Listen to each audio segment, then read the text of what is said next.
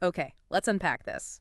Welcome, everyone. Today we're doing something a bit special, a deep dive into a story that, well, it can really open up your world, and it's just perfect for bringing your English learning to life. This is actually the very first episode of our brand new Spring Literature Deep Dive series. We're really excited about this, and you can look forward to a fresh deep dive into a classic book every single Friday. That's right. And for our very first one, we're exploring Antoine de Saint-Exupéry's beautiful timeless book, The Little Prince. Our mission today is kind of a two-way street. We want to show you how reading this wonderful story helps you understand and actually use the English you're learning, specifically from chapters 1 to 14 of your NY Second Edition Spring Book. And just as important, how using those English concepts from the book will help you unlock even deeper meanings in The Little Prince itself. Exactly. And we know for many of you listening, this might be your first time reading a classic like this in English. Or maybe even your first time meeting The Little Prince. So don't worry, we'll be using easy, clear English, basic vocabulary. It's really perfect if you're just starting out or building confidence. The main idea, like it says in your NY Books Lesson 10 source, is to bring your life to this story. You'll see how the grammar, the vocabulary, it's not just rules on a page. They really come alive here. It really is all about making those connections, yeah. Okay, so let's start right at the beginning. That incredible moment in The Little Prince. The pilot, he's stranded like 1,000 miles from anywhere, lone in the desert, and then suddenly this small boy appears. His first question is so simple, but wow, what are you doing here? Right. That question, what are you doing here? It's such a great starting point. It perfectly shows the present continuous tense, doesn't it?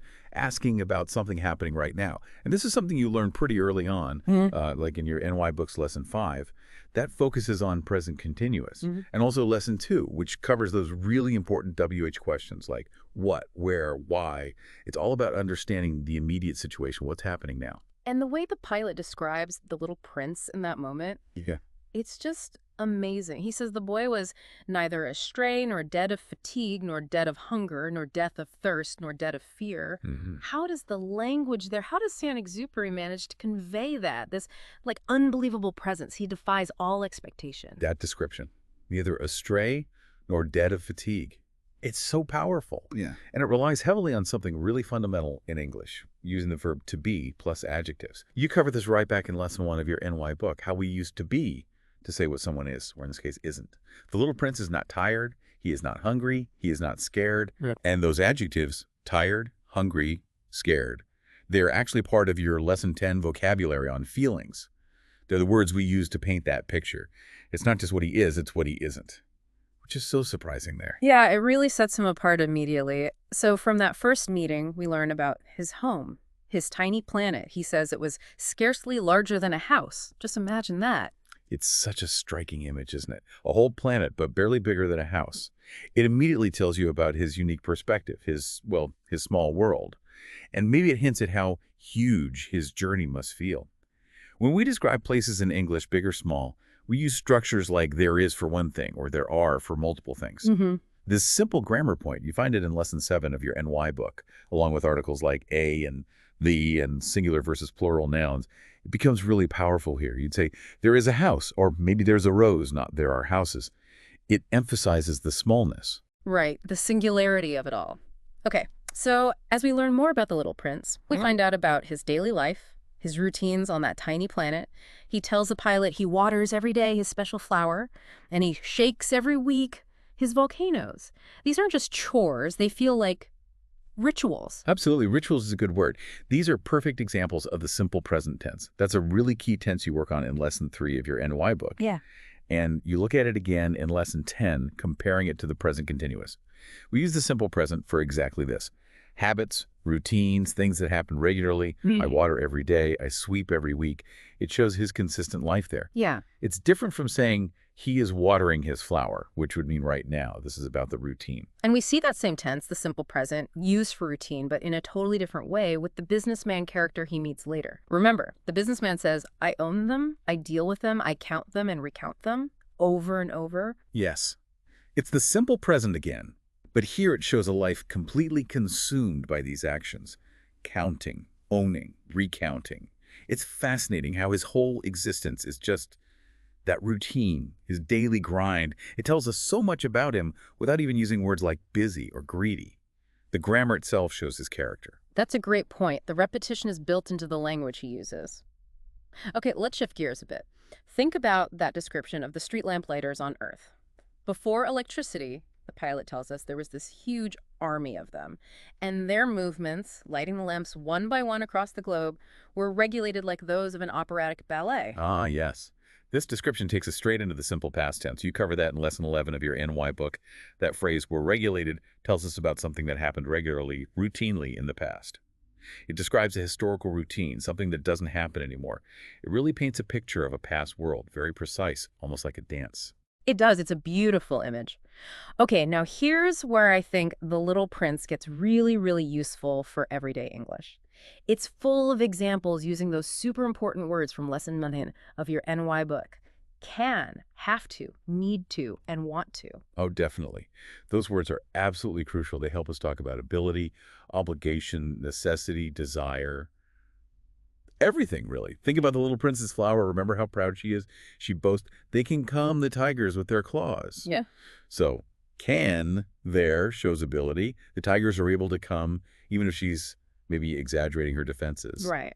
But then later, the snake tells the little prince something different. He says the little prince cannot even travel easily on his own. That's can't, showing a lack of ability, something that isn't possible for him right then. Yeah, it shows the contrast. And then there's that really key moment with the pilot. He's desperately trying to fix his plane engine. He's frustrated, maybe a little panicked. And the little prince, seeing this, tells him very directly, you have to work now. You have to go back to your machine. That's such a clear example of have to for obligation, a strong obligation. Yeah. It's not just a suggestion, right? It's presented as a requirement, something that must be done. It's exactly like those examples you see in the NY Books Lesson 9, the ones about airport passenger regulations. Passengers have to show their passport, or they have to check in large luggage. Right. No choice. Exactly. It's a rule, a necessity in that situation. I remember another example from the NY book that really highlights this tension.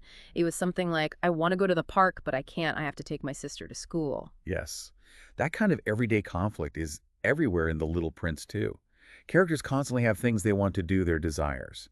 But they also have responsibilities, things they have to do, or sometimes things they need to do. And this really makes you think, doesn't it? How do your own wants and haves shape your day? Like, for me, living far from Brazil, I definitely want to visit my family soon. But before I can do that, I have to save enough money for the flight. Or maybe I need to finish this project first. Or even simpler, maybe this weekend, I really want to just relax and read a book. But realistically, I know I need to clean my apartment first. You see how they interact. Want to, have to, need to. Absolutely. It's that constant balance. The NY book also has those great examples with Mark planning his trip to Fiji in Lesson 9. His friends give him advice using all these words. Oh, those are perfect. They show the different shades of meaning. Remember Christian's advice. Mark needs to try the local food. That sounds like a strong suggestion, almost a personal necessity for a good trip. Something you really should do. Yeah, like you'd miss out otherwise. Exactly. Then Kate and Samuel say he has to go on daily tours and has to go snorkel. That feels even stronger, like an obligation if you want the full Fiji experience, things you absolutely must do while you're there. Right, like non-negotiable items for a tourist. Kind of, yeah. And then finally, Dean just says she wants him to bring her a keychain. That's clearly it's her personal wish, her desire. Yeah. These examples really show how we use these words naturally in conversations to advise, insist, or just express a wish. They're so useful. They really are. Okay, let's talk about feelings now. The little prince feels so much, even though he's small. When he's sad, he tells the pilot he likes the sunsets. It's his comfort. And other times, he would just burst into tears. There's also that lovely moment where he blushes, and the pilot learns that blushing means yes. Oh, yes.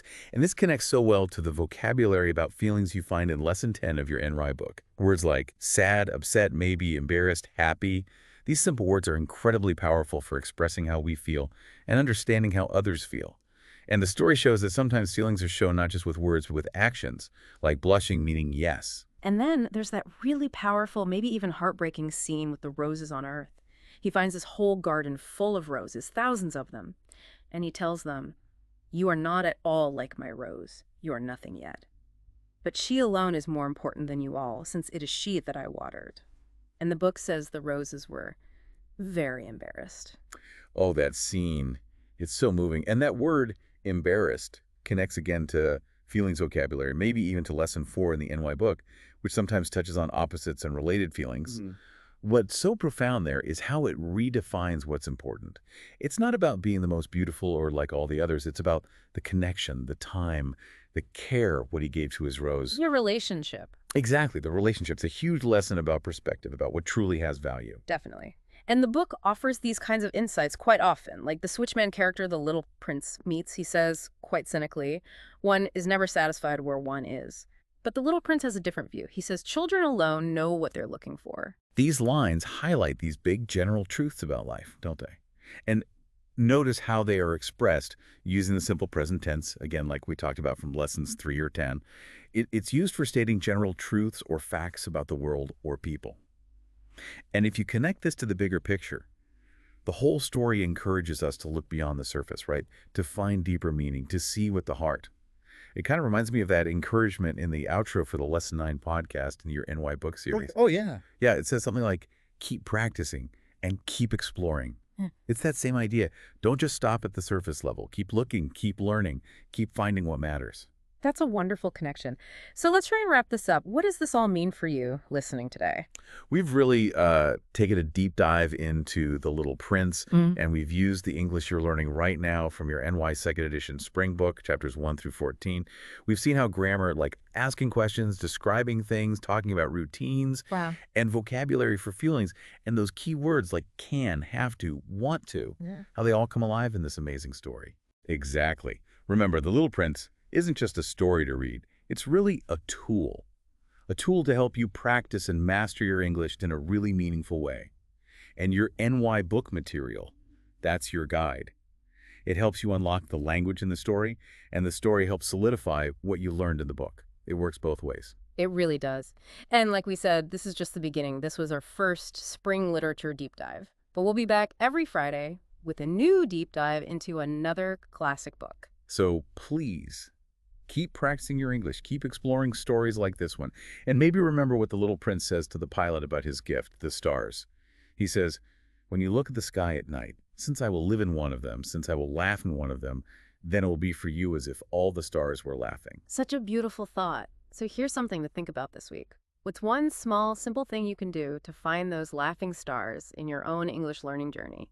Something simple that makes you smile when you think about your progress or a connection you made. Yeah, find your own laughing stars. Keep practicing, keep exploring, and we'll see you on the next deep dive. See you then.